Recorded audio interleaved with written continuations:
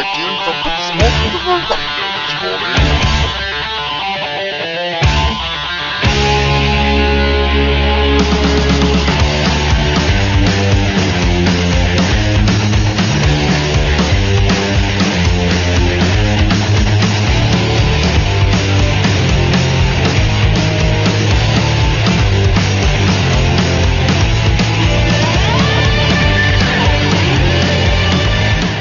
Hello, good morning, good evening, good night, dear listener. Once again, you have found yourself striding manfully through the fields of Elysium, looking at the black dot on the landscape and wondering to yourself, is that the encroaching apocalypse, or is it the old oil house? Unfortunately, it's the old oil house. No apocalypse today, I'm afraid. With me today are three men. Manly men made by men for men with men, man in a can, so to speak. The first one is my erstwhile Dark Ages. He is... it's me, it's Stu, and he's already said it, it's Dark Ages. Hello. Next to him is the prettiest of pretty. Hi. Yes, I'm good. You're waiting, aren't you? I am. I'm actually dreading at this point. And I'm almost chained to the seat because I'm so scared about this. Oh, I'm just going to bypass it this time around. Just move by. For we have a third person here. A person who we shall talk to on many things, of shoes and ships and sealing wax and cabbages and kings. He is... Would you like to introduce yourself, Mr. Mystery Guest?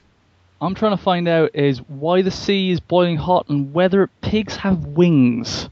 I find that asking Jeeves helps. Oh, got it. Okay.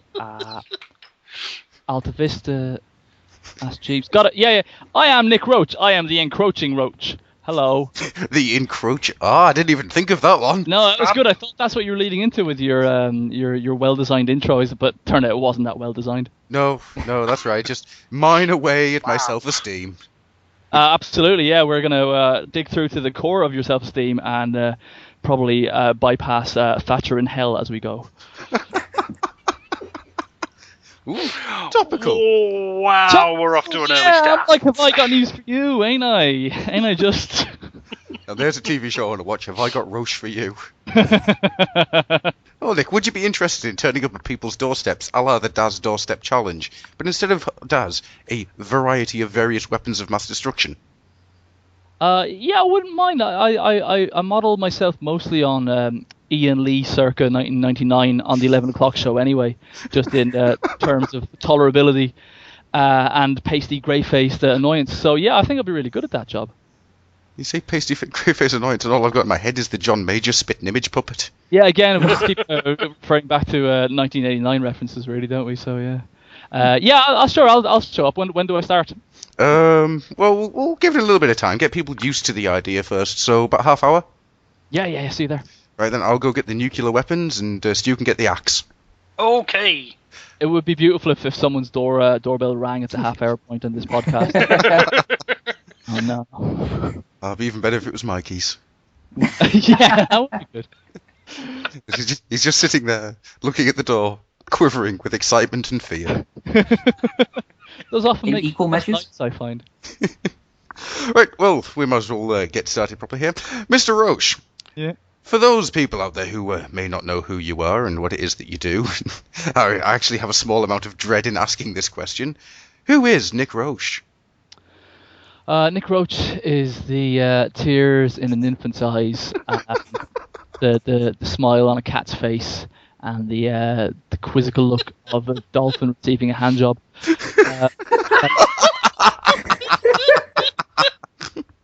That is, my friends, that is what Nick Roche is. Oh, my lord. Nick Roche's sporadic drawings about once every 6 to 8 months that people like and then disappears again. Would you say you disappear like a ninja or disappear like a sunny day? I'm noisier than both those things. So you definitely know I've left.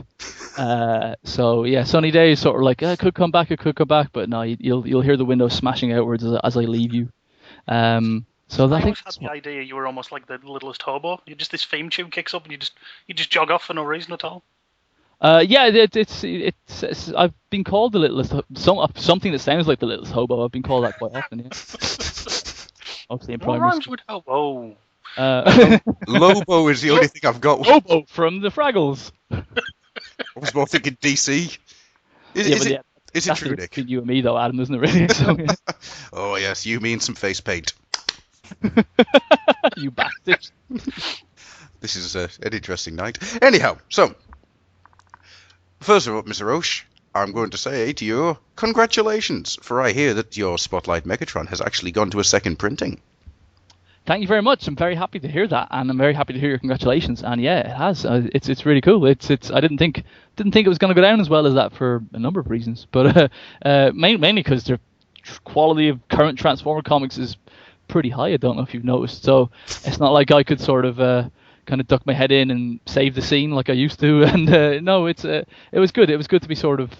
The people bought it, people liked it, and it was good that we kind of succeeded with it because, as everyone knows now, it was designed to be a toy pack-in, so we couldn't do, I couldn't get massively ambitious with it and kind of introduce a million new plot strands or kind of exciting new story arcs. It had to be kind of done in one, and I kind of had to say. Mm-hmm. That's one of the cool things about it. That comic is going to be some kid's first Transformers comic, and it's going to be some kid's first comic, full stop. So that's kind of cool. So yeah, no, it is. I'm very happy to hear that Megatron's gone to a second print, and I only found out the other day that it outsold the other Transformer titles in February altogether. So that was good lord. Oh, nice. Yeah. How quickly were you on the phone to everybody else? How quickly was on the phone to sort of tell them to buy it, or to tell them just on the phone, just sitting there going, "Bah, boom, beer, suck it," and then just slam the phone down. Who's next? Roberts. Boom, beer, slam the phone down. No explanation at all. Just literally, just answer things. Hello, boom, beer, slam. Gone.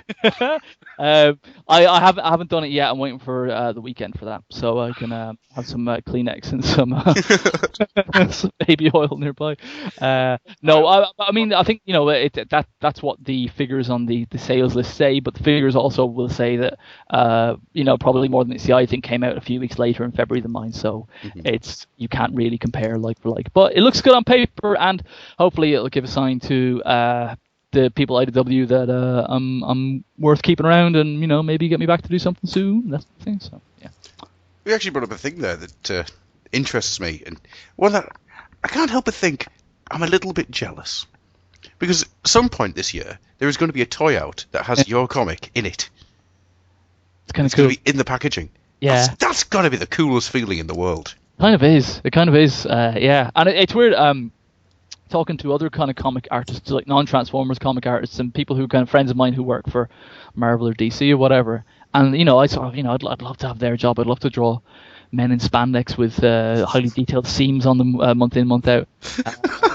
They're the ones that are sort of saying, "Man, you're getting a toy made of your design, and you get your comic." Well, yes, that's a different thing. You're getting a comic packed in with a toy, and that's cool. And they're making toys kind of influenced by your designs, and it's sort of like, yeah, but you get to draw Wolverine. But no, it is. It's cool. It is. It is genuinely a dream come true. I just like the fact that I hope in this way alone I've joined Simon Furman in writing a comic that will hopefully be someone's first Transformers comic. And everyone's favorite Transformers comic is often their first, so I kind of like the idea that there's 8 or 9 year olds who will be poring over each panel and redrawing, images from it and kind of quoting dialogue back at me in 20 years' time. That'll be kind of tedious, but rewarding. And that's why there's a beatdown in that issue with Megatron kicks the crap out of Starscream, and as usual I tend to draw a lot of like lubricant and oil and everything sort of flying, and the notes came back this time saying, we can't do that on this one, so it was going to be a purple spatterfest like Wreckers, but luckily it was in the pencil stage when John Barber's like, no, not for the kids, man, never for the kids. So they're the ones who appreciate it most.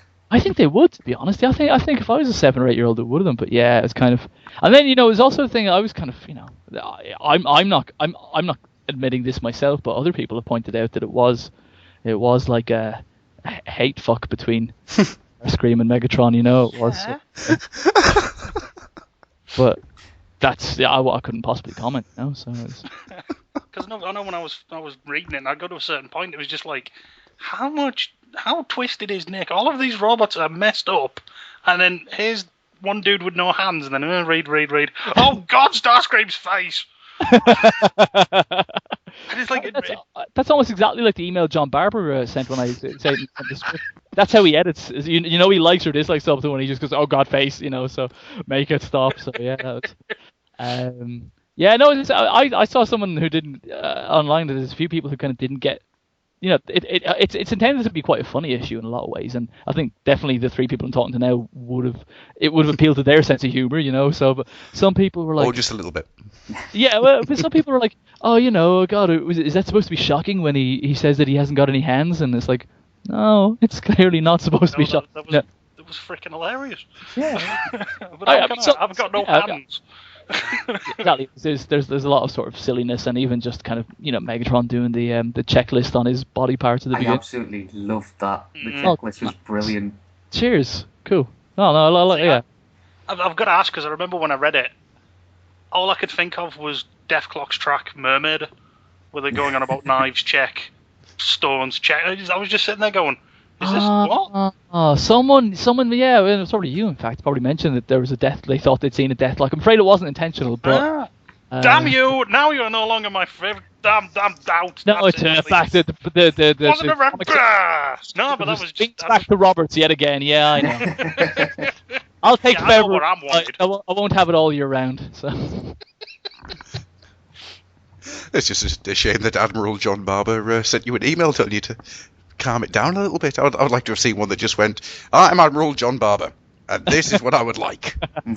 Well, I mean, it doesn't do me any harm to kind of reel it in a little bit. I mean, nearly a lot of the Transformer stories I've drawn, and I don't know where it comes from genuinely, because I mean, you guys have kind of met me, and I'm not really that sort of sick and twisted. But most of the stories I've written, and then in a lot of stories I've drawn, have involved body parts flying and kind of, you know, facial mutilation and decapitation and things like that. So I mean, you know, I'd intended, if I had a choice what my next Transformer script would have been, it would have been a complete another U-turn from anything I'd done previously, and it wouldn't have been so much robotic body horror. But then, just when I had Starscream fighting Megatron, I couldn't kind of hold back either, even though I did hold back as much as, you know, compliance asked me to. So, but no, sometimes it's good to have someone to kind of keep you back, and yeah, John is just a really good editor, and he knows, you know, sometimes editors have sort of kind of given me bad advice, and sometimes they've given me spot on advice, and sometimes they give me advice which I kind of don't agree with, but I get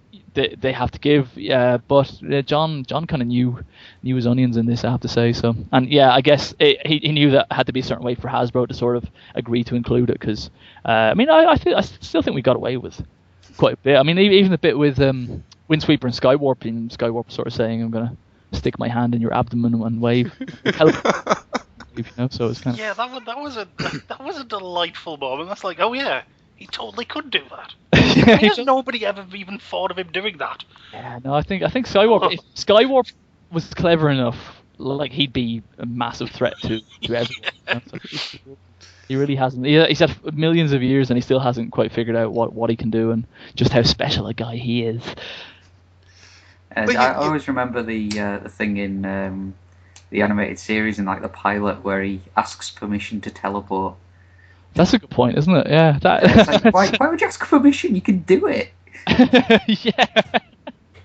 That's a really good point, actually. Yeah, I think if I get to write him again, I'll make sure that I'll try and. I don't pay a huge amount of attention to the cartoon, but the pilot episodes, that Rival from Cybertron, as it should be known, is you know, that's a perfect way to introduce Transformers and stuff, and I should maybe owe a little bit more to that. So yeah, if I write Skywarp again, he's totally going to be the sort of person that dances on the spot before asking if he can use the bathroom. So awesome. Like an 8-year-old with massive security issues. So yeah. I just thought it's more maybe Megatron's hitting him with a rolled up paper. No. Yeah. That's Skywarp. I'll try and get bruised nose from now on as well to make it. Yeah. You actually make an interesting point there. Can you get away with more in comics because the Transformers are robots than you would do normally? Because, as I say, they're robots, and you can get away with a bit more, in inverted commas, gore and body horror. I think we can, and I think I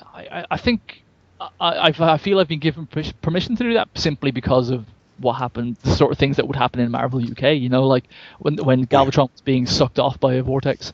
You know, Not being sucked off by Vortex. Oh, this is the problem. I'm playing the Transformers Legends game on my phone at the moment, and I've just unlocked Megatron and Vortex. So, thank you for that image. I know it's going to be happening tonight on your same thing that happens usually on your mobile phone late at night, I imagine, Adam, but just this time involving giant robots. Well, I couldn't possibly comment about my mobile porn viewing, It's me and my doctor. Yes. Anyhow, moving on. No, I was just going to say, I think them being robots though, it does allow you to get away with stuff, and it kind of, I end up writing and drawing things that I would have no interest in seeing if they were human characters or kind of humanoid characters. I wouldn't be interested in a Prison Break 5-issue series with intense body torture. Some people definitely would be, but I wouldn't be one of them. I wouldn't want to read it, write it, or draw. With kind of spurting arteries and all that sort of thing. I bet you didn't know what the fuck I was going to say there, but yeah. That sort of edged up a bit. That's fine. So yeah, I think we can get away with a lot with Transformers. It would be kind of nice if there were kind of established. And I suppose there are a few more of these kind of established parameters for what constitutes a mortal wound in a Transformer, and how far is too far, how much can a Transformer take before they can sort of just apply for a new body, and According to the '86 movie, getting shot in the shoulder apparently, but yeah, what do I know? Yeah, the times. Yeah, exactly. Yeah. Well, I think those Autobots just died from shock in that shuttle, just from the fact that they were being hit for once, as opposed to sort of being missed wildly by the Decepticons. It's just a. Yeah, that's what Prowl's face is. It's not his insides melting; it's his brain dying and just going. Well, wait, they can hit. Yeah. Why didn't I get the memo? I think you can get away with a lot of Transformers, and I think I would hope that kind of parents who kind of are offering these Transformers comics to their kids, they see the same as well. But I know that some people won't let their kids read, like Wreckers, for example, and I think even on Comixology, Wreckers is rated 15, which is kind of sexy. But apparently it's sort of like, oh, that means that 10-year-olds can't read it. But from talking to people who have 10-year-olds, they said, yeah, I don't think they kind of let them read it anyway. And it's not even apparently it's not even just a visual thing with Wreckers. It's just kind of the implied menace and kind of mood. Does that make me a bad parent? Because I was planning to make that Neve's first reading. No, that makes you the best parent. That makes you the winning parent. Please podcast you reading it to her for the first time. With voices. Yeah, exactly. I really want to hear you do all the voices, like all.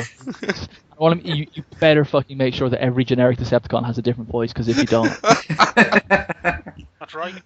Why do I get the feeling that your daughter's first ever bedtime story is going to involve us three standing there with scripts? Oh dear God, no! Man, she'll never sleep again. Expect it every night. Daddy, can I have Silence of the Lambs this time? Well, just even the fact that you guys would fight beforehand over who gets which parts and stuff, And... You have no idea how correct you are. There's a reason I brought this baseball bat, Rob. I'm Overlord. Got it? Well, I imagine Overlord would be the part to fight for, but someone asked me, well, no, it wasn't anyone on here. Someone asked me the other day on Twitter, which picture of Overlord that I have drawn do I think kind of sums up my connection with him, or my connection with him and the fandom, or whatever. And I think my answer was kind of the pin-up that I drew of him on the throne with all the oil dripping from his hands or whatever. But I had to sort of go check the Wreckers trade just to sort of see, maybe I should look through here and see which one I think is best and see which one suits it up. And I realized he's only in one panel in issue 4.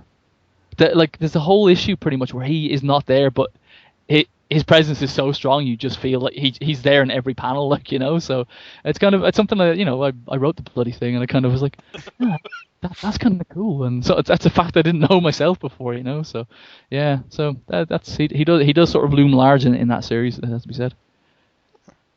I'm going to have to go back and reread it now, like I need an excuse. I'm beginning to wish I'd brought my copy down now. Oh, well. We should all do a reading. We should all pay $350 for the new Wreckers Limited, IDW Limited set with handmade case. And I'm not on commission, really, honestly.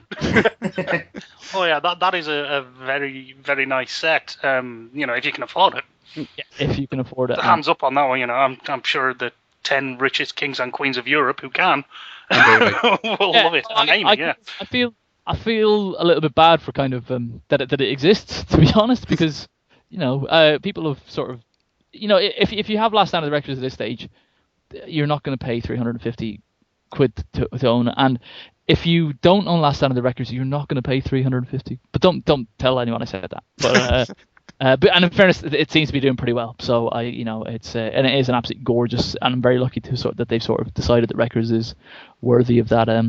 But that's one of those sort of things I think, we're so lucky that they gave Records the IDW Limited box set treatment.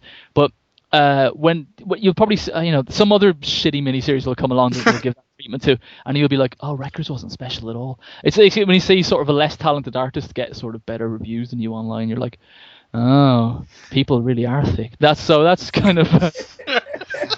I am too much of a professional, in inverted commas, to essay anything to that, I think. I'm not. Who are you talking about?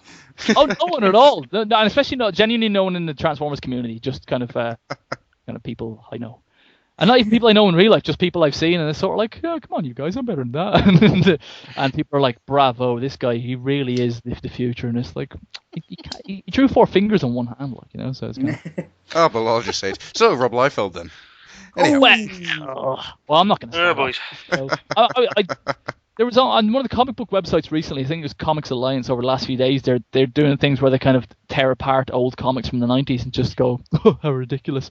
And I was laughing along with it until they picked one of the first comics I had ever owned, and it was issue 4 of Jim Lee's X-Men, I think, and it's the issue where they're playing basketball and Gambit picks up Rogue for a date on Harley Davidson, and it's just so fabulously 90s. And I was just getting so defensive that people would slag this off, but...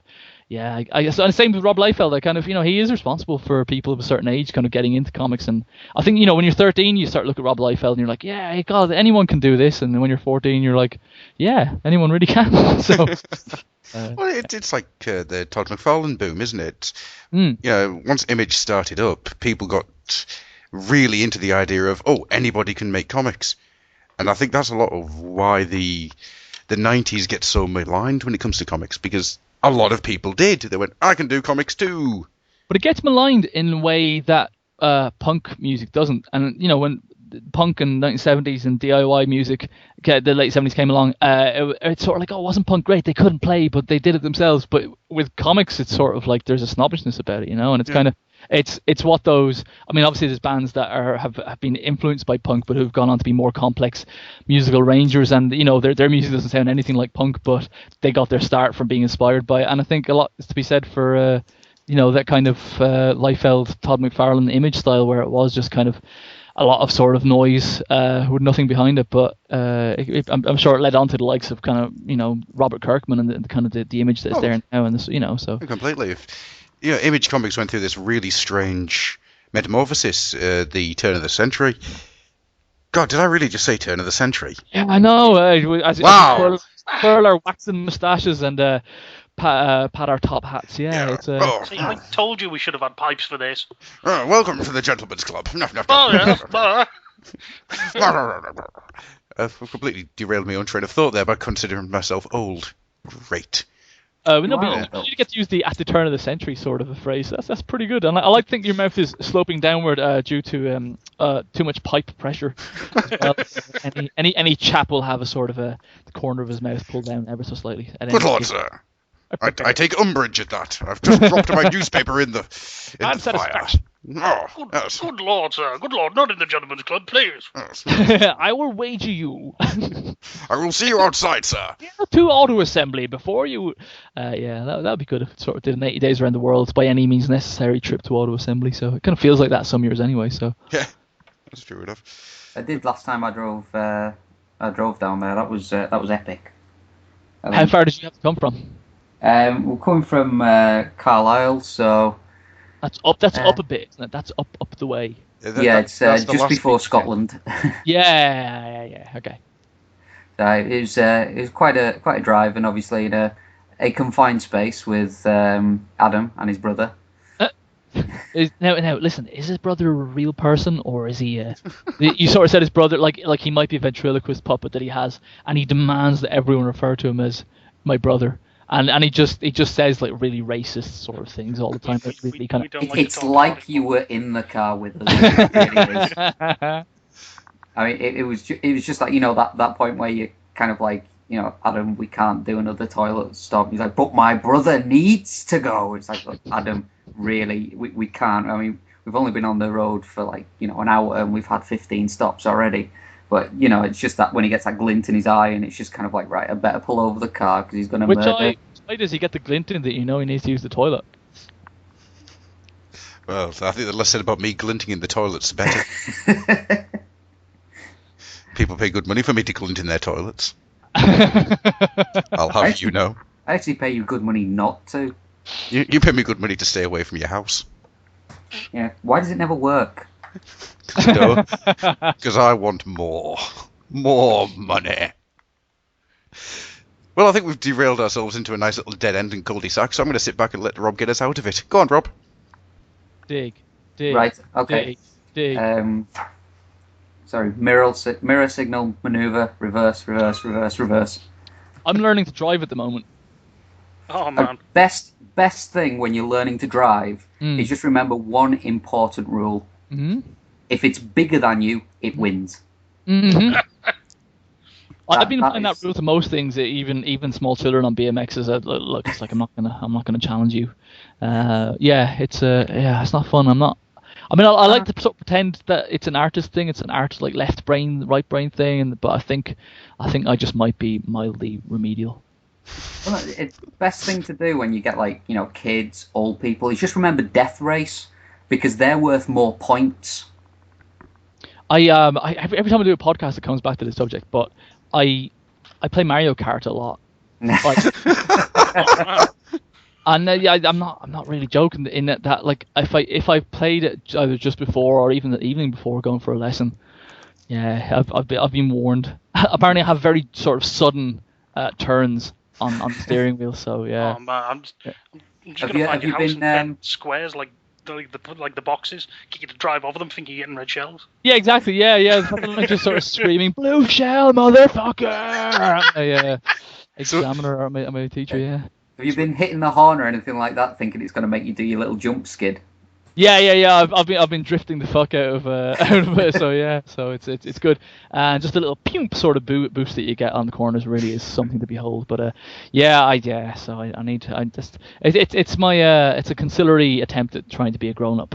Also, my live-in female housemate. Stroke wife is insisting that I do it, so I guess the time has come really. So yeah. Speaking as somebody who does drive, it's not a sign of growing up. It's really not. It just means you can go to like the supermarket at stupid o'clock in the morning to buy sweets and stuff. Oh, now you're selling it. No one has ever sold it to me like this before. Why couldn't they sort of put a positive spin on it? So it's true. I mean, when you're 8 years old, you'd love nothing more than to drive. But kind of now I'm the age I am. It just seems like tedious work, especially because I don't get the sort of same level of satisfaction driving into mushroom-headed twats that I do on my. Whoa! You got a problem with Toad? No, I don't. To be honest, I drive as Toad, if I'm honest. So,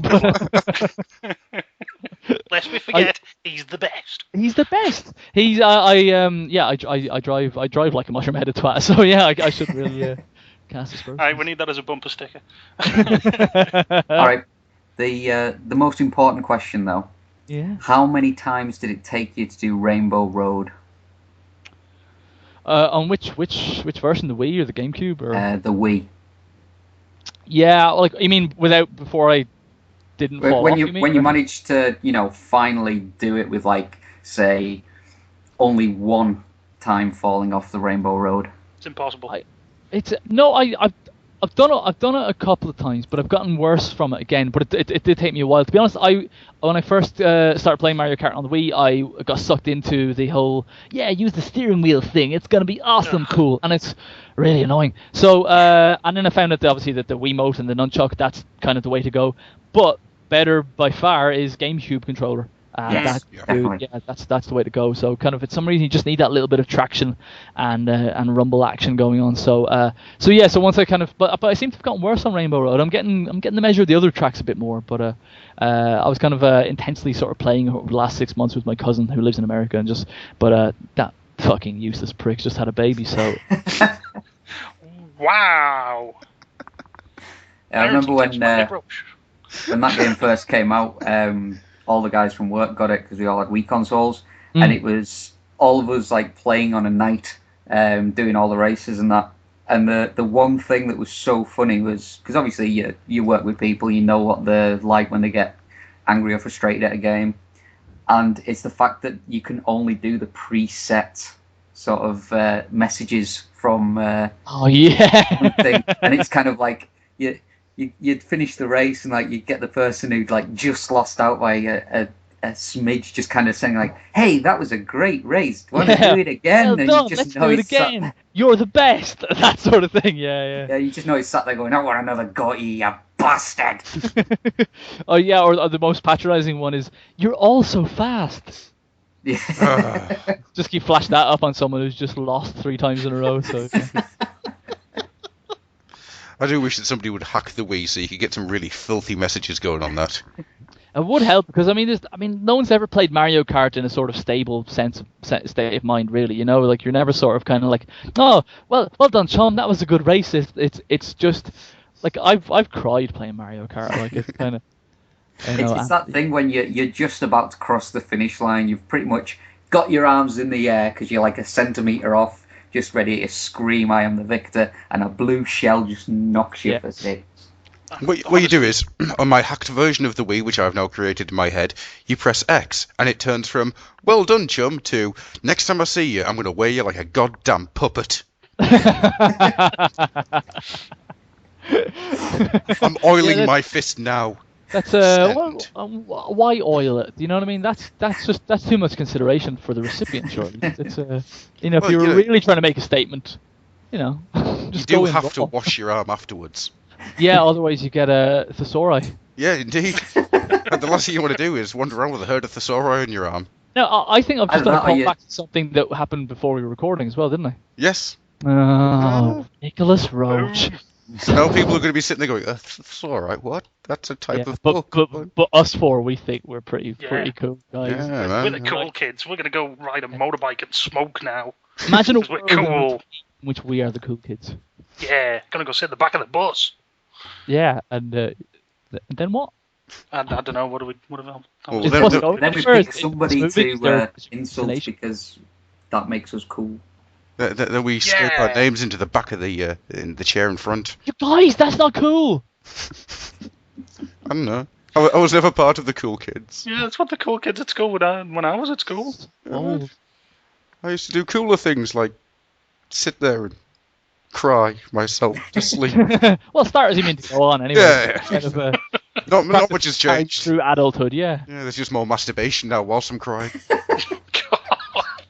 Took you a while to figure that one out, chum, yeah? I don't like the way you said chum there. It's like, it took you a while to figure that one out. I know this because I've been watching through the window for the last I just like to think that you're one of the many Robins to my avuncular Batman. Oh my lord. And they dead. You one should of be the the many disposable young male children. So. Rolf Harris again. Anyhow, so I think that's a callback as well. These could be people saying, "Rolf Harris isn't Batman. What are you talking about?" Rolf Harris was not the 82-year-old Australian entertainer that was arrested in recent weeks. Could have been Dame Edna Everage. So he's 84 apparently. So he's. You researched this, didn't you? Yeah. There's definitely a joke here with 2 little boys as well, but there's just no point. Really. I was going down the time mechanic down sport.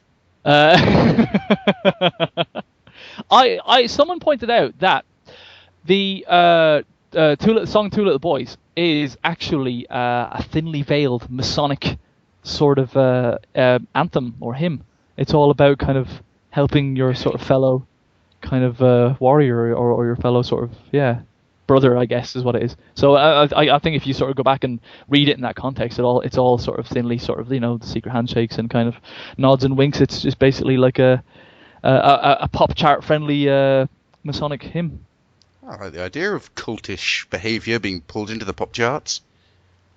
Yeah, there's got to be other like hidden sort of messages in pop songs, like, you know. But I mean, not in the sort of like play Led Zeppelin backwards or, you know, sync up Dark Side of the Moon with Wizard of Oz. But no, I mean, there's definitely something like Jessie J is definitely instigated violence. Well, she has, I guess, in many ways. But you know, she's definitely sort of ignited this sleeper cell somewhere, I guess. So yeah. I can't help but think that One Direction is going to be responsible for a mass amount of suicides in the next couple of years. Man, if that kid gets his haircut, yeah, there will be a load of suicides. Oh, yeah. If Harry loses his style, man. Unfortunately, I don't actually know any of the names, so. Is the way. Oh fuck. Don't do it to yourself, Nick, man. Just let it go. I'm more of a wanted man. Well, I think less said about that, the better. No, that's me telling you I'm a wanted man, and can I stay in your house tonight, please? You don't want to be saying that on the air, but somewhere Amy's ears have just pricked up. She's got the scent of blood. She's like a shark. She's coming. Poor Amy. She just ends up being the butt of it, doesn't she? Really, bless her. But you know, you bring it on yourself, Amy. You've got no one else to blame. Oh, there's a darkness in that woman. I think there is, yeah. I wouldn't cross her. There is a darkness there. No way. No. Going on about songs with hidden meanings, though, I do have a quite interesting fact. Let's go. Uh-oh. You know the song Waltzing Matilda? Yeah. Do you know what that's apparently about? Waltzing Matilda? Oh. Billy can. No, what is it about? Apparently, in the old days of traversing the outback, you know that you had like a sleeping bag that'd be really tightly wound up, be tightly tied down, right? Oh. Right? Yeah? Yeah. Waltzing Matilda is when you masturbate with a sleeping bag. That's amazing. So what you're basically singing there is shagging a mattress, shagging a mattress. You'll get a friction burn on the springs. That's really, I need to corroborate that. I don't doubt you for a second. Why would you lie to me? But yeah, it does kind of. I've slept. I haven't done the. Whoa! Hang on a second. I've slept in a mattress in the outback, gazing up at the constellations. That's the sort of well-traveled sort of guy I am, guys. You're not gonna get James Roberts doing that shit. He's only been on that island once. It's been professional impersonators bearing auto assembly for the last couple of years. So yeah, he was. Yeah. So you said that Roberts is now going off and going, right, I must go somewhere. Atlantis. That's a real place. I'm going there. I think Guernsey used to be Atlantis, to be honest. If James's web toes are anything to go by. Pretty sure. Oh, my lord.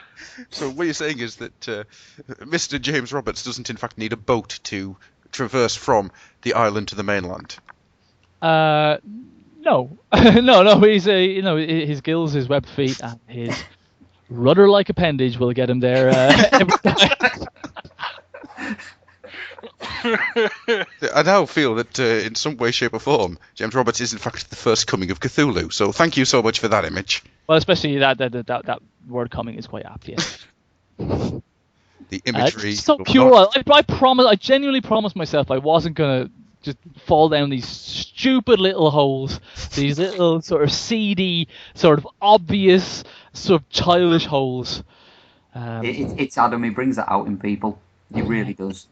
Well, I just associate talking to Adam, who like after hours in a pub at a convention. So I just feel that this chat needs to be similar sounding. It doesn't need to be that way, you guys.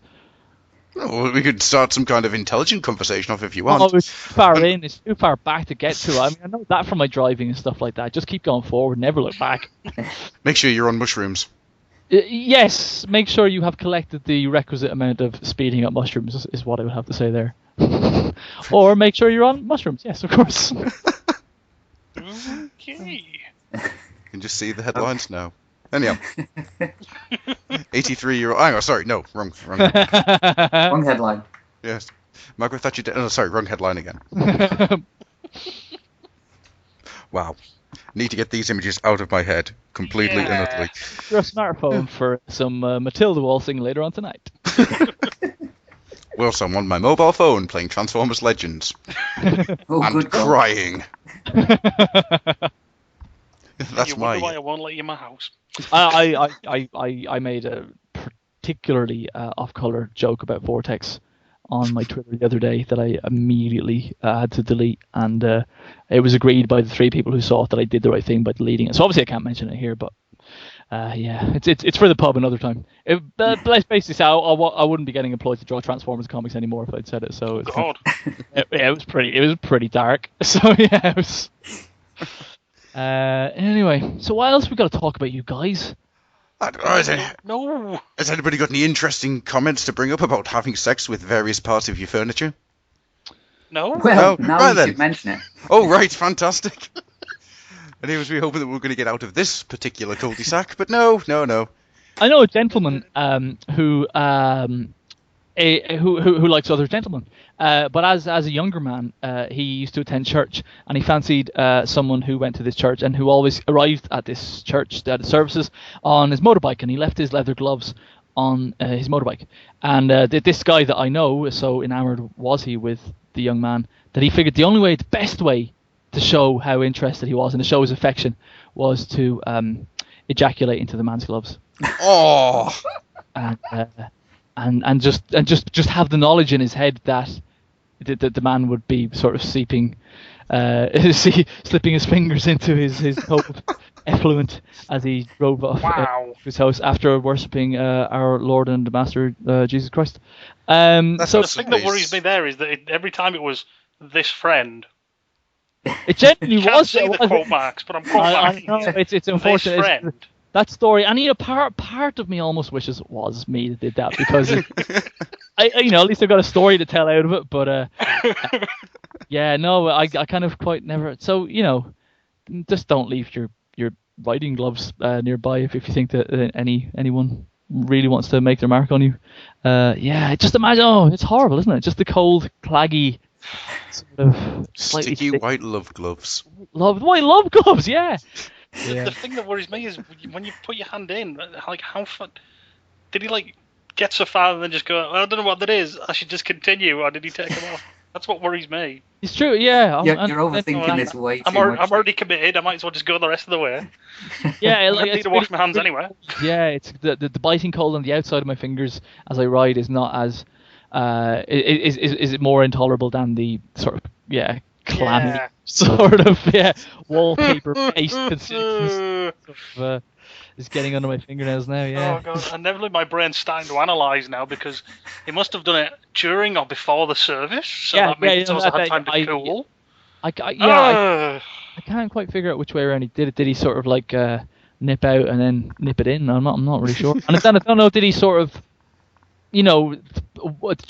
favor one glove over the other on varying alternate weekends? Well, this Sunday is definitely a lefty, but wait, that I'm saving up a righty for him next weekend. So yeah, it's or did he sort of try and did he have a funnel that he could sort of bifurcated funnel?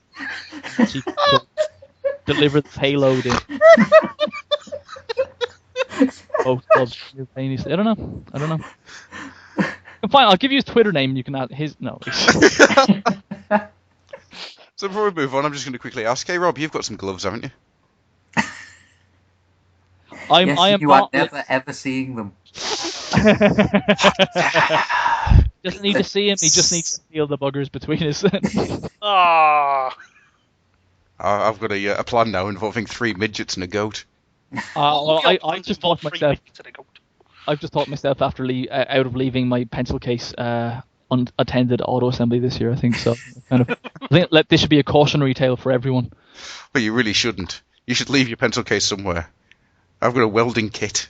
Be grateful when you come back to. I left it was a pencil case. Now it appears to be some kind of steampunk architecture. I wouldn't mind that. Actually, if you could, and in fact, you probably could rustle one up for me. Yeah. Sort me out with a steampunk pencil case by August, young fella, my lad. Challenge accepted. Oh, good God. Now, remember last year you accepted so many challenges you didn't know what you were doing? No, so instead I just shot Phil with a Nerf gun. Several times. Yeah. I went hunting. Phil hunting. Speaking of hunting strange and ancient animals, is anyone going to see Jurassic Park? I really, really want to. Did you know that Jurassic Park is only my second favourite dinosaur-based film that's experiencing a 20th anniversary this year? What's the first? Super Mario Brothers, you prick.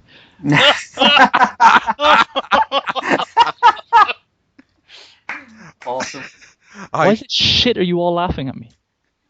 Because I didn't even think of that, and I'm so sorry. Because you called Adam a prick.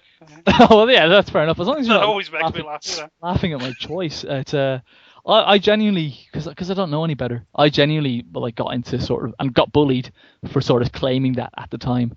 After summer holidays, and we had a sort of one of those hip, cool religion teachers, and he sort of he never showed us, he never did any religion studies with us. All he just showed us films. Reservoir Dogs was banned in Ireland when it came out, but he managed to have a copy, so he showed a bunch of sort of 15-year-olds, 14-year-olds in fact, Reservoir Dogs, a pirate copy of Reservoir Dogs instead of religion. So yeah, he's cool for that. But he's after the summer, he's sort of so what were the summer's best films, guys?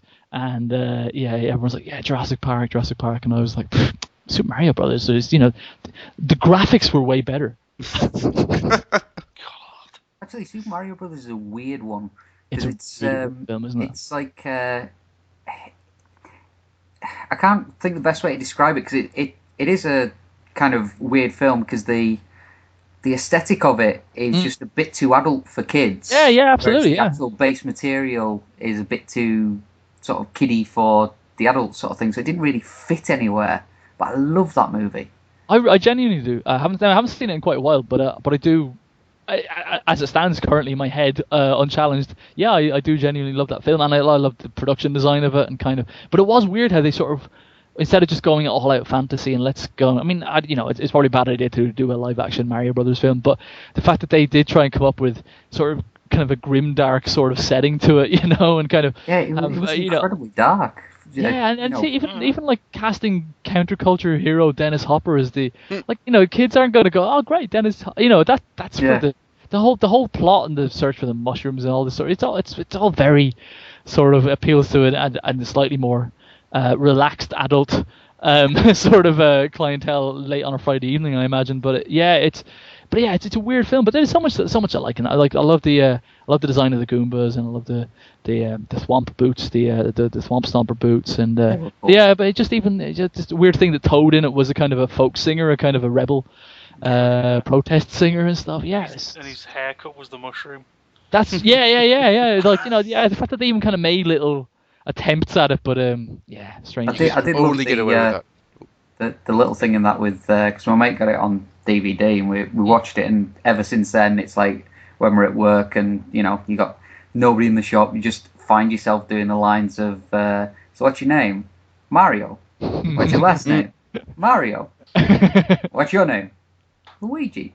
Oh, let me guess, Luigi? No, Luigi Mario. You just got that poor guy just kind of going, how many Marios are there? 3. And he's just kind of like, that's awesome. I forgot about that, but yeah. Yeah, and it's a good cast as well. I mean, like everyone in that film has either they had done better things or they went on to do better. I mean, I quite think John Leguizamo is good value in everything he does, even if he's quite annoying. But he always brings something to the table. I don't know. Maybe I should get better taste in films. I don't know. No, he's quite good. I mean, he was the voice of Goon in Titan AE. Yeah. Again, it's another one of those films that it probably isn't cool to like, or Titan AE is awesome. It is awesome, isn't it? Yeah. I will fight people who say otherwise. He actually lost his voice for about 2 weeks after voicing that character. Seriously? He put on such a weird voice. He was just kind of like, I want to do something weird and different. And he couldn't speak properly for about 2 weeks after doing all his lines. Right, after the podcast, we're all coming around my house and we're going to watch a triple bill of Titan AE, Treasure Planet, and Star Chaser: The Legend of Orin. Okay, so yes, sounds good. So see you guys there. Right, I'll pick you up first, Adam. Yes, someone's going to have to pick me up because I don't drive, as you know, or or let me drive and let's see how far we get. So fire up the Zeppelin to the Hindenburg. So back to Jurassic Park. Yeah, I should probably go see it, I guess. I do want to go see Jurassic Park. I am seriously excited about the idea of going to see it in the cinema again. Yeah, I actually went to see it twice when it first came out. Because actually at that point I actually did want to be a paleontologist. But then when I realised that I couldn't actually spell paleontology, I thought it's probably not going to be a good idea. Well, that didn't stop Mikey. He's I was good. Yeah, well, I can't believe we're actually talking about paleontology and Mikey is nowhere to be seen. I like the poetic symmetry of that he's there. He's talking to the podcast now, thinking he's contributing, but you're contributing even less than usual, Michael. Oh, No, he was quite good when I sent him that picture of my daughter eating a dinosaur, and I said, "What are the two dinosaurs in this picture?" And he was just kind of like, "Well, the one on the left, I can't see enough of it to make a proper accurate judgment. The other one's a huge baby." Dan, that's how he passed dinosaur exams. He just wrote "huge Dinosaur baby" exam. and started screaming at the Yeah. He's just weeping. Yeah, big infant. And it's like, yeah, you pass. I really hope that he knows that little crack was made with love. I genuinely love Mikey. I wasn't sort of a diss. Yeah. Okay. Good. Good. Oh, we all love Mikey. Yeah, genuinely. He's a wonderful, wonderful guy. oh yeah. Just for the love of God, Mikey, shave that tash. No, he must not shave it. He must groom it. It's full-blown 1920s gangster style. I actually think he'd look quite good if he sort of, waxed the ends and got it Bigelow-esque. If he grew like the little curls at the end and then the little strip down the chin. Look, we've got until August before we see the guy. He's got no excuses. Yeah, Mikey, get to it. Yeah. Just needs a top hat and a cape. And then he can tie Andy to some to some rail tracks. Providing Andy's wearing a frock. Sounding like there's going to be a lot of top hats and canes at Auto Assembly this year. They're flipping better be. Oh, I've already got a cane. It was actually a wedding present from my my best man, because he said it's still law that if you have a cane no thicker than your thumb, you're still allowed to beat your wife with it by law. Oh, now he tells me. And That's my evening's entertainment. But I just need to stress for legal reasons. I'm obviously not going to beat my wife. Just fill a sock full of oranges and whittle with the Nerf, man. Nerf leaves no bruises. Anyway, I just like the fact that Rob wanted to be a paleontologist when he saw Jurassic Park. I wanted to be a T-Rex. No, I actually wanted to be a paleontologist before Jurassic Park, which is why I got so excited about the film. Ah, right. right. Laura Dern's shorts. Oh, God, I hit puberty watching that film, like. That's what it did, yeah. Laura Dern. Doing, what the hell's this? Where's all this hair come from? Why has my beard moved? If only I could be Goldblum enough for her. Just have to add an and and begin and yes. And Always. Yes. He did his usual thing, but isn't it? Chaos Theory. Strange emphasis of words. Jeff I don't think that man can actually do a film without having a cup of water with him at some point. In most of his films, he does have a cup of water in like one scene. Well, unbeknownst to the public, that cup of water is his wife.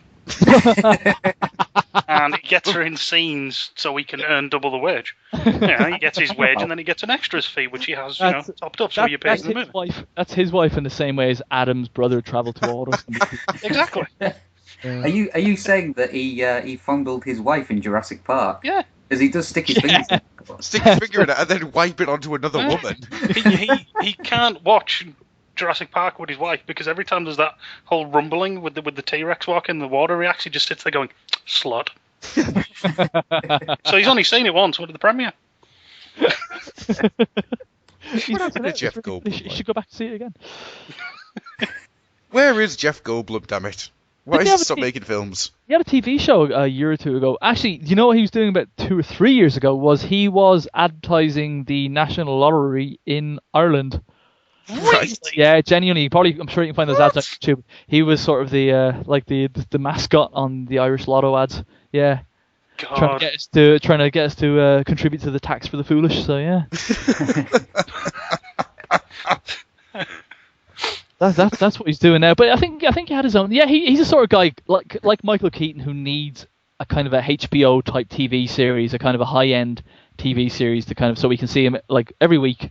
Yeah. For a couple of weeks a year and sort of show off his talent because they're not getting the film work anymore. But yeah, Michael Keaton is just brilliant value for money, isn't he? So I absolutely love him as Beetlejuice. Oh yeah, it's just absolute, just stunning career-making performance, isn't it? Sort of thing that should be Oscar nominated but never is. But yeah, and he just will be my favorite Batman forever. I just it's kind of not Batman forever, obviously. That's a different. God no.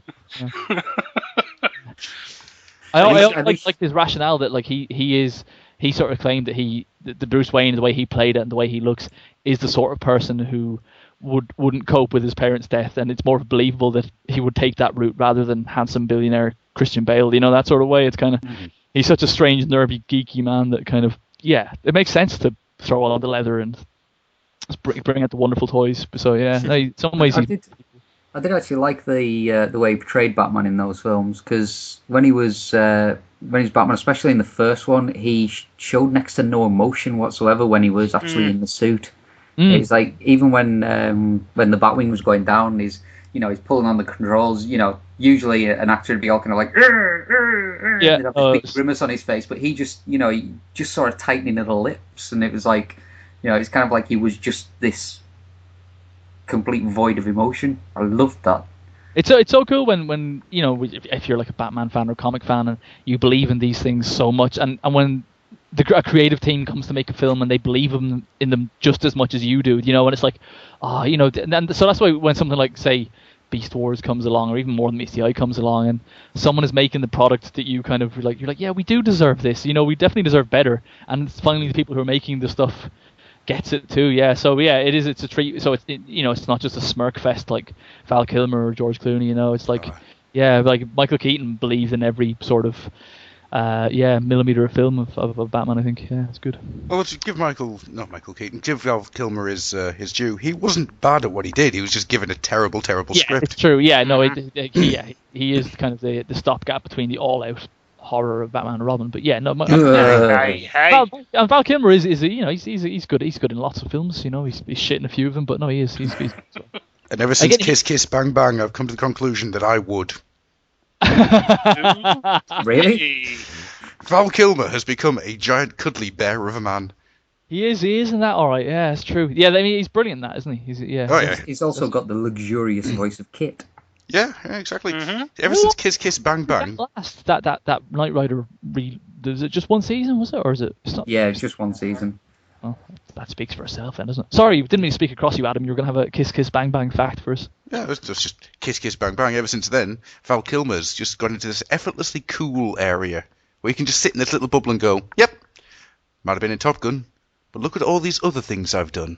He's kind of almost got that Alec Baldwin type sort of like, where it's sort of like, look, I've been in all the shit I'm going to be in, I'm just going to enjoy myself now and steal the scene of everything I'm in, and as such he seems to be getting offered a few more interesting things and kind of although I didn't see him in Life's Too Short though, but that's mainly because I haven't seen that either. No. I was gonna mention that because I've seen one of the clips he's in. It's one of those cringy, funny kind of moments. Yeah, which was kind of good 10 years ago, that sort of stuff. I don't know. I think that the Ricky Gervais worm has definitely turned. I think it's where the only argument you'll hear now is, yeah, but The Office was good. No, it wasn't. Oh, really? Hate The Office. Utterly hate The Office. And did you like anything else he did? Did you like Extras or anything like that? Or Extras lived and died by who he had on that episode. Like the one with Patrick Stewart is fantastic. Yeah, it is. He got some good kind of concepts and good performances out of the people there. That's true. That's true. But I mean, I don't know. He just isn't anywhere near as clever as he hopes he is. Or no. He always just seems to be thinking he's astounding you by telling you, oh, there's no God and I don't believe in God, and it's like, wow, it's just so fucking sixth form, isn't it? And, yeah, that's actually a very good way of putting it. Yeah. And it seems to me that Stephen Merchant seems to have less and less to do with him these days as well. So that's kind of telling, I hope. So it's kind of, I don't know. Anyway, don't get me started on that. But to go back to Michael Keaton, who here has seen? I think it's Pacific Heights. I'm sure that's what it's called. No, I know, and it's one of those. Yeah, it's always recommended, and it's one of his. No, you've seen it, obviously, have you? Oh yes. Because if you want to see what Michael Keaton does with his face, with his Batman face when it's not covered by the mask, watch that film. Will do. Because he's fucking terrifying. Okay. Might see if I can come across it maybe tonight as I draw. Maybe that'll be a. I would. There is one sequence where all he's doing is bringing up a floorboard, and you can't help just sit there going, that man's not right. Yeah, he's nice. He's fantastic. Do you listen to the What the Fuck podcasts with Mark Maron? Are you aware of those? Any of you guys? No. No. Mark Maron, he's an American quote unquote comedian. In as much as he goes, yeah, women, what are they about? But he's but he interviews lots of other comedians and comedy actors, and he started to get some amazing guests on, like Mel Brooks and Dick Van Dyke, and actually getting and they're definitely it's called WTF is the name of the podcast, and WTFpod.com. But he recently had Michael Keaton on for an hour. Just talking, and I mean, if you didn't love Michael Keaton already, you definitely will after that. So that's everyone, when you're not listening to this podcast, I'd suggest you go maybe check out some of Mark Maron's podcasts and not all of them. Just go listen to Michael Keaton and let's get that man some work again. Come on. Yeah, absolutely. He was supposed to be Jack in Lost. He was the original choice. Yeah, he was the original choice for Jack in Lost, and I think he pulled out quite last minute. And then they kind of rewrote the character entirely. I think the plan was that he was going to die in the pilot or in the second episode. That he was just one of these sort of Hollywood sort of kind of worms that they dangle to try and get you to watch the series, and then they sort of get rid of him when he becomes too expensive. But yeah, I mean, something like a Breaking Bad or a Boardwalk Empire, that's what we want. Oh man, Michael Keaton in Boardwalk Empire. Something like that. I mean, I should be in charge of Hollywood. Evidently. Yeah, I'm glad we agree. I'm gonna have to go quite shortly. I know that's not a very professional way to finish a podcast, but no. I've been keeping an eye on the time there, and it's actually the last 10 minutes has just vanished into the ether there. We'll draw this to a close. So thank you very much. That's not the only drawing I'll be doing tonight. Oh! But what are you drawing? Can you tell us? I'm drawing the cover. I'm inking the cover to issue 17 of More Than Meets the Eye. Ah. Yeah. So people keep your eyes open for that one. Yeah, I think I tweeted last night, the night before we recorded this, that it is the saddest cover of More Than Meets the Eye so far. So, but I will have to emphasize so far, I think. So yeah, it's kind of, or it's definitely my saddest cover, I think. So yeah. Yeah, I wish I could tell you a bit more about it. Obviously I can't tell you who's on it or anything like that, but there's only one character on it anyway, so yeah. Well, before we draw this to a close, because I realise that you're going to have to get on, I'm going to ask you two questions, Mr. Roche. Yeah! One, can you tell us something that not many people would know about yourself? It could be anything. It could be the type of socks that you like to wear. It could be the type of hat you like to buy. Anything you want. Something that not many people know. I'm just kind of looking around my room and see if I've got anything that could spring an answer off into me. Something about me. I don't know. I think I'm pretty transparent. I think most people know the things that you're not supposed to know about me. Like, I like the darkness too much. Do you mean the band or just in general? I mean the band. I don't make that noise. I'll make the very noise I wish to, sir. Listen, sir. I believe in a thing called bleeding love, so you will take my petty vengeance. That's just one song. Honestly, by far the best song on the album was "Get Your Hands Off My Woman, Motherfucker." Get Your Hands Off My Woman, Motherfucker is a good one. Growing on Me is a good one about genital warts. That's a good one. So everyone knows that. Everyone knows that I used to be in pantomime, things like that. I used to do. No, you didn't. Hey! So, okay, come at me with the next question, and that could buy me some time. Well, the next question was just a very simple one of, if you wanted people to find you somewhere in the social media cloud of the internet, where would people find you?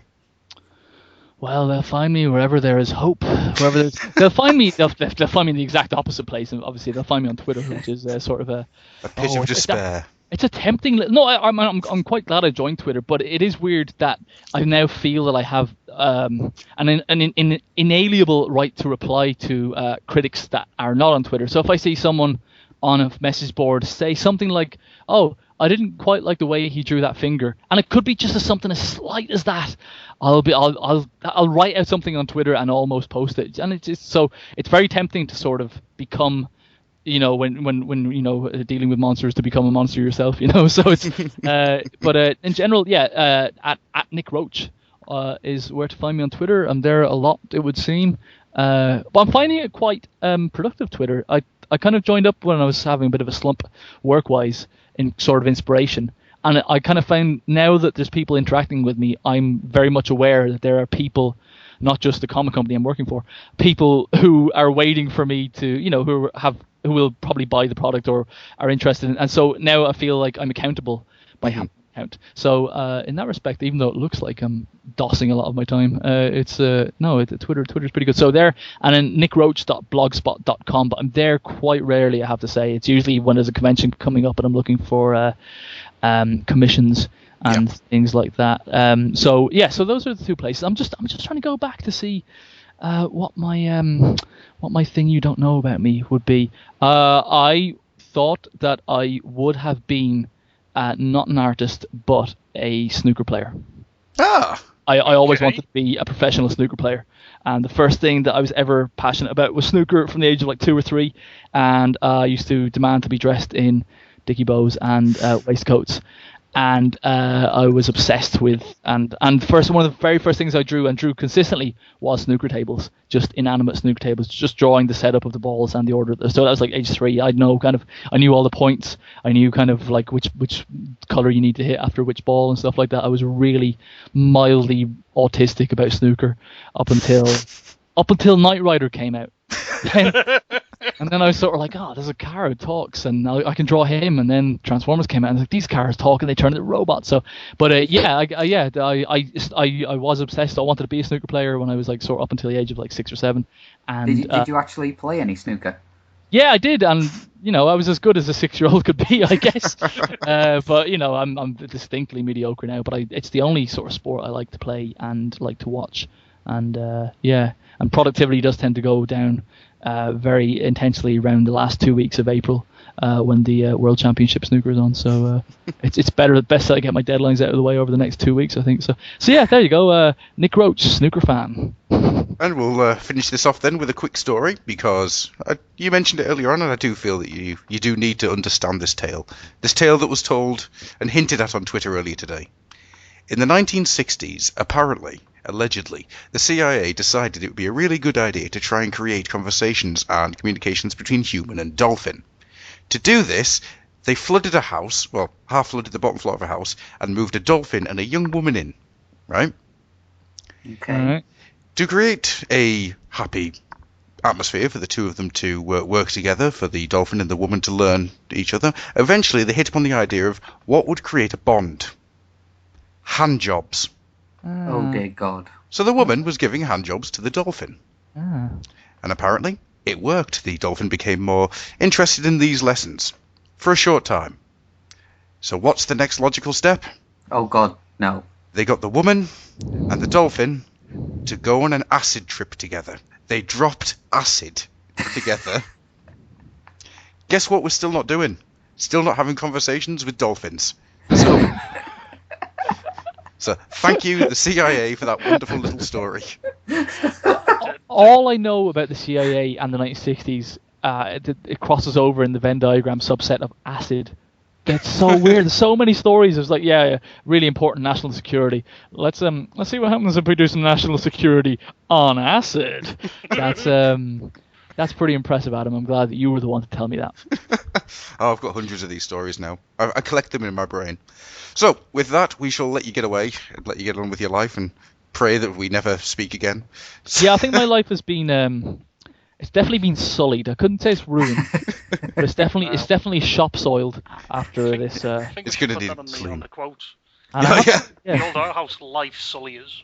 It was worth the black shadow, I think of this podcast. So I still wish that uncroaching thing had been on purpose. God damn it! Yeah, I know. We all do. So thanks for having me, you guys. Oh, thank you very much for coming on. No, thank you for coming. Oh, I think That we was should. Yeah, let's hope there's a next time. I hope so. I'm hoping for more tea and crumpets with Nick Roche. Yes, and manly wagers in gentlemen's clubs libraries. Yes. AA this year, I demand satisfaction, sir. I demand the loser has to scale Everest. If you demand satisfaction, sir, I suggest you place your request with a dolphin, sir. Good lord! What will the dolphin say? Simply put, the dolphin will say, more hand jobs. Dolphin will say, I leave you with this thought. Imagine a dolphin with human eyes. Ah. Was once a man. whoa. Bye, everybody. See ya. Bye. Bye.